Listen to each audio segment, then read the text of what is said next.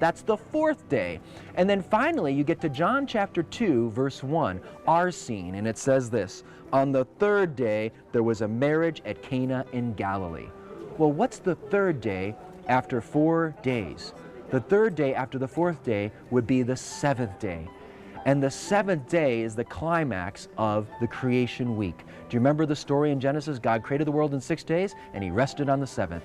Jesus goes to Galilee on the seventh day in John's Gospel, the climax of this series of days. It's as if John is setting up a new creation week. So think about it this way. It's as if John is setting up a stage for us to understand the wedding at Cana properly. If you've ever been to a play or a musical, you know how the curtains open up and then you see the props on the stage. Maybe you see a bunch of trees and you know it's a forest, or a library, books, and you know it's in a library setting. Well, the props tell you what the setting is. John's Gospel is setting up his stage, and his stage is all about creation. It's all about the themes from Genesis. And the wedding at Cana comes on the seventh day of this new creation week. And then onto that stage come the two main characters, Jesus and Mary. And Jesus calls his mother woman. Now, in this particular context, when he calls this particular woman woman, with all of this in the background, all these Genesis and creation themes in the background, what woman does Jesus have in mind? He's referring to Mary as the woman of Genesis, the woman in the story of creation, the first Eve. Mary's the new Eve. She's the one whose son, Jesus Christ, is going to crush the serpent and defeat the devil.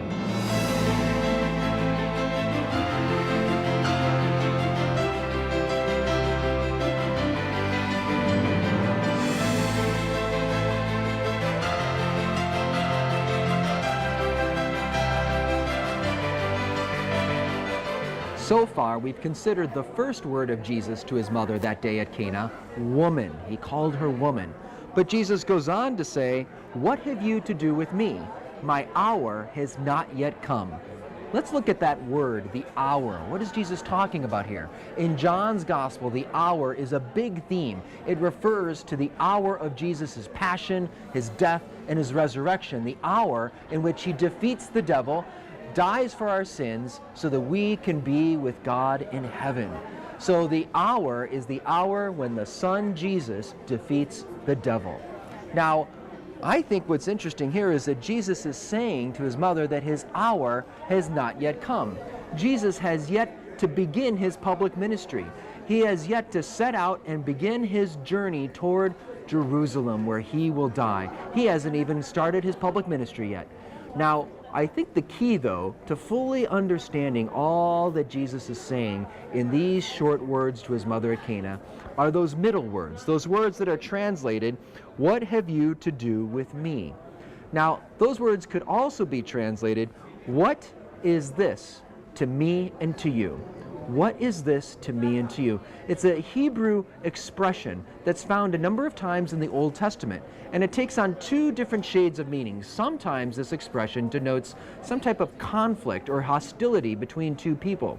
Other times it denotes just simply two people looking at the same thing but with a different perspective. No sense of tension or hostility in it, just they're looking at it at two different perspectives. Now, which level of meaning do we see here at Cana? We've already seen how there is no conflict, there is no hostility between Jesus and Mary at Cana, so it can't be that first level of meaning. This expression, "What is this to me and to you?" at Cana is Jesus saying that he's looking at something differently than Mary is. Mary has come to Jesus with a request for wine. "They have no wine," she says to him. And Jesus comes back and says, "What is this to me and to you?" In other words, what is this wine to me and to you? You, Mary, are looking at this wine differently than I'm going to be looking at it. Mary's going simply asking Jesus to perform a miracle here, to provide a beverage for the people at the wedding feast. But Jesus sees a deeper meaning in the wine. In the Old Testament prophets, wine was associated with the joy of the Messianic age. The prophet Isaiah, for example, in Isaiah chapter 25, uses the image of festivity and wine to describe the future blessings of the new covenant era. Similarly, the prophet Amos describes how when the great Son of David, the new king, comes to restore the kingdom, he says, "The mountains shall drip sweet wine, and all the hills flow with it." So wine is often used to describe the joy of the period when the Messiah comes to restore Israel. Now think about this. Let's put this all together now. We know that Mary had learned when Jesus was a 40-day-old infant being presented at the temple, Mary learned from Simeon that one day Jesus will begin a public ministry and he'll be opposed, he'll be hated, that he will be spoken against, and eventually it will lead to his death. A sword will pierce him, and that sword will pierce Mary's soul also. And so for all these years, these 30 years, Mary has had the burden of Simeon's prophecy as she kept it and pondered it on her heart. And she knows one day he will begin that public ministry. And now, here in this city of Cana, they go to a wedding feast, and Mary notices that the family runs out of wine, and she goes to Jesus with a very simple request. They have no wine. But Jesus comes back and says, if I perform this miracle, this is going to mean a lot more than simply providing wine for a wedding feast. This is the messianic wine. What is this to me and to you? I see this as the beginning of my messianic ministry. But my hour is not yet come, Mary. Do you want me to do this miracle? Because if I do, the clock is going to start ticking on my hour. I will begin moving toward the hour of my passion and death. If I perform this miracle, then you, mother, will no longer just be mom. You will be woman, the woman of Genesis 3:15, the woman whose son will defeat the serpent, the devil. How much Mary understood right at that moment in Cana, the Bible doesn't say. But John's gospel is very clear that this is a pivotal moment between Mary and her son. And whatever the case may be, this would be a lot for Mary to take in. What was Mary thinking at that moment? If this were me, I'd be tempted to want to pull back my son and go hide. I'd probably say, hey, we don't need to do this wine miracle here. They'll be okay. It's okay, Jesus. But that's not what Mary does.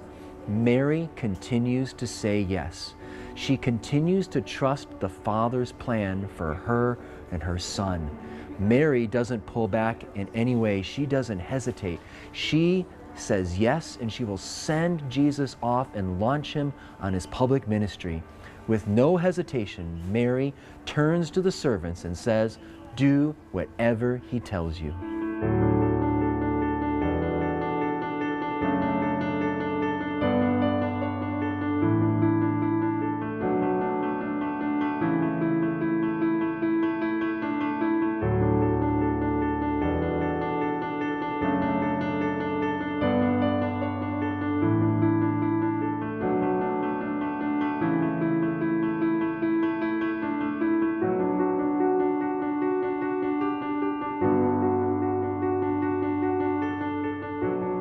Sometimes when we think of this scene of Jesus' first miracle at Cana, we picture him taking a bunch of small jars filled with water and then changing that water into wine.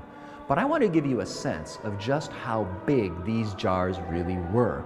We're down in the crypt below the shrine of our Lord's first miracle here in Cana, and archaeologists have discovered what is believed to be one of the Jewish stone jars for the rites of purification that John's Gospel mentions Jesus used. In fact, John's Gospel highlights that these jars could hold 20 to 30 gallons of water. So just picture that. This would be over 100 gallons of water changed into wine. We're going to now take a closer look at Mary's role in this miracle and see the profound effect that she had not only in launching Jesus on his public ministry, but also stirring great faith among the people who were there that day.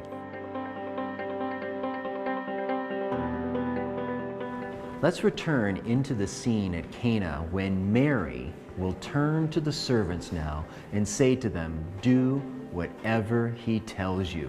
Let's consider what those words mean. Those words, a number of scholars have pointed out, harken back to the profession of faith, the great statement of faith that Israel made throughout salvation history, particularly going all the way back to Mount Sinai when they made their covenant with God in Exodus 19, verse 8, and in Exodus 24 at Sinai. The words of the Lord were spoken to the people, and the people responded saying, all that the Lord has spoken, all that the Lord has told us, we will do. So this idea of Mary saying, do whatever he tells you, echoes those words at Sinai. And those words were also spoken at different points in Israel's history when they renewed their covenant in their relationship with God. For example, in Joshua chapter 24, when the covenant is being renewed with the people say, all that the Lord has told us we will do. And we see the similar language at Nehemiah chapter 5 when the people are returning from exile and rebuilding Jerusalem. So Mary at Cana has on her lips that profession of faith of Israel at Sinai and throughout the Old Testament. She stands out as a model of faith, a model of covenant obedience. But scholars have also turned to another passage in the Old Testament that is in the background of Mary's words, and that comes in Genesis chapter 41, verse 55. The patriarch Joseph was sold into slavery, but he rises up in Egypt and becomes Pharaoh's right-hand man, the number 2 man in all of Egypt. And he's going to be in charge of distributing the grain in a time of great famine. And in this time of famine, Pharaoh says this to the people. He says, go to Joseph, what he says to you, do. So Pharaoh tells the people to do what Joseph tells them.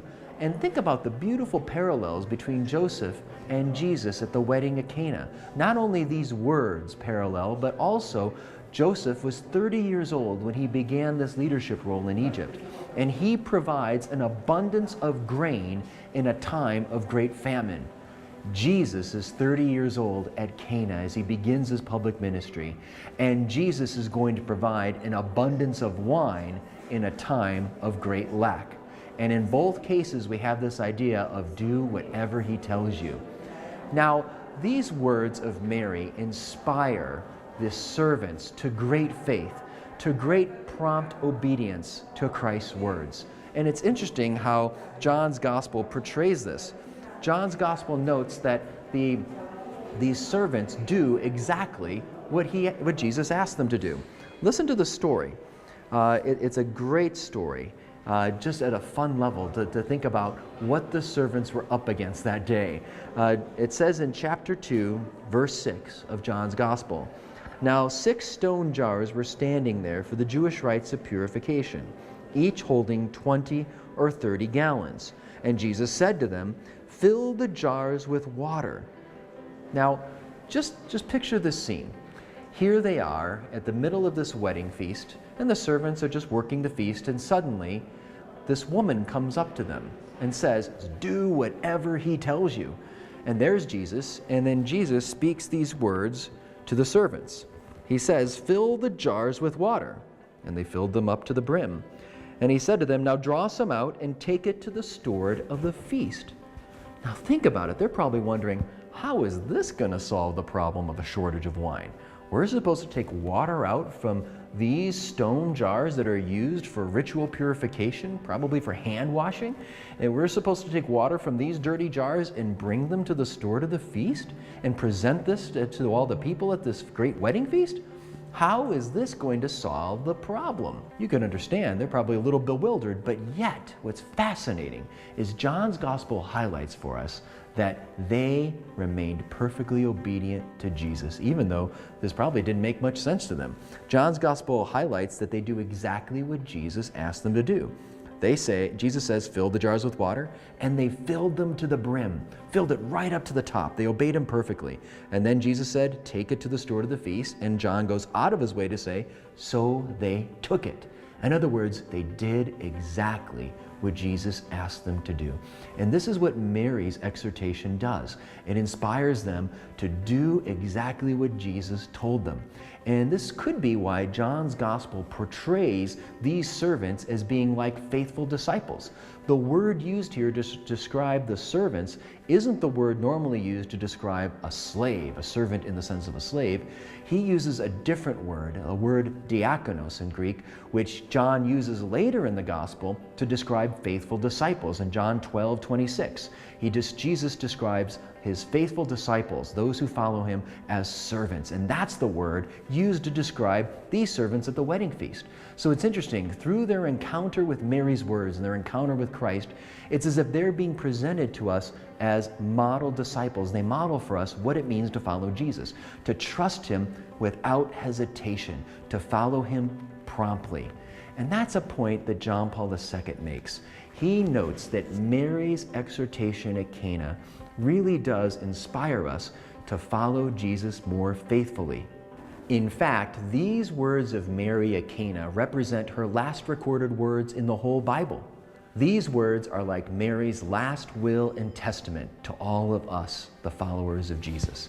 Here's what John Paul II says about Mary's words, quote, "Mary's request, 'Do whatever he tells you,' is an exhortation to trust without hesitation, especially when one does not understand the meaning or benefit of what Christ asks." So in those times when we sense that God may be asking us to do something difficult, to step out of our comfort zones, to make a change, to step out into the unknown, many of us are hesitant, we're scared, we could be nervous, but we should be like those faithful servants at the wedding at Cana who heard Mary's words and did whatever Jesus told them. And in those moments, we should hear the Blessed Virgin Mary. It's as if she's speaking to us. Do whatever he tells you.